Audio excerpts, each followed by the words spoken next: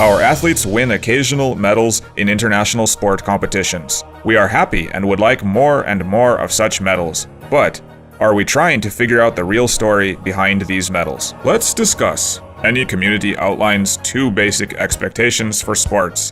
It should be prestigious for the country and improve the health of the nation. Both of these expectations have not been met in this country. Instead, today Ukraine holds negative records in the lifespan of its population and the number of healthy individuals. Only 13.5% of the entire population are engaged in sports, while in the countries of the EU, over 85%. There are over 1,500 sports schools in Ukraine. However, every year another new young generation enters adult life unhealthy. In Ukraine, the percentage of children practicing sports regularly is one of the lowest in Europe. However, there are some areas where we occupy leading positions. The number of absurd restrictions and regulations on sports is one. Thus, sports schools have restrictions on the age of their students, and therefore, at the age of 23, young athletes are deprived of the opportunity to proceed with their career in sports and find themselves among street fighters.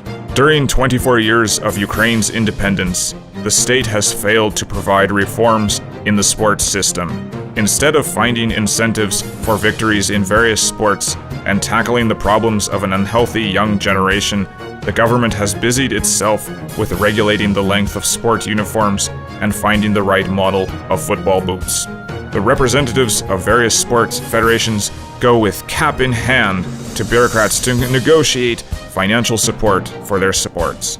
Sport palaces are going slowly to ruins. Some of them have been converted into trade fair facilities, leaving their mission unfulfilled. What we need is deregulation and autonomy in sports. We need a European incentive system in sports and a system of sport clubs. We need healthy children and transparent competition. We need reform. Such reform should consist of 4 parts: high-performance sport, public sports, sport in the education system, and sport infrastructure.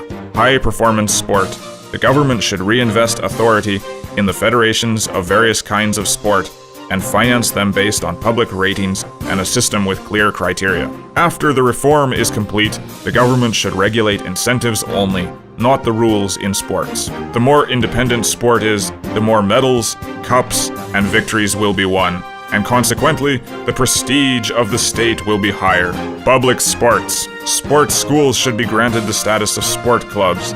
Such a status will grant them with more rights. They will be able to organize their own operations, attract additional financing, and become a venue for sports to be practiced by people of any age. Sport clubs will be able to compete on fair terms and conditions regardless of any decision by sports officials. Sport in the education system.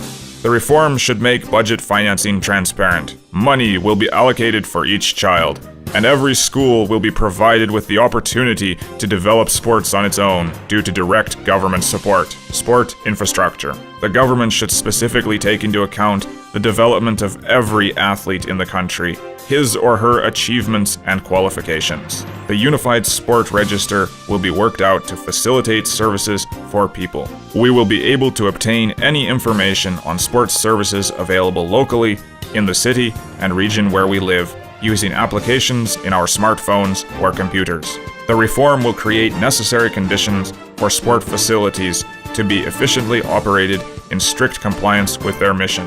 The reform will make any investments in stadiums and sport clubs as profitable as in shopping malls. Sport will become an independent industry attractive for investments. Within the coming years, these steps are expected to result in the increase in the number of people practicing sports by up to 30%, and a decrease in expenses on sick leaves for public officials and private business employees by 10%.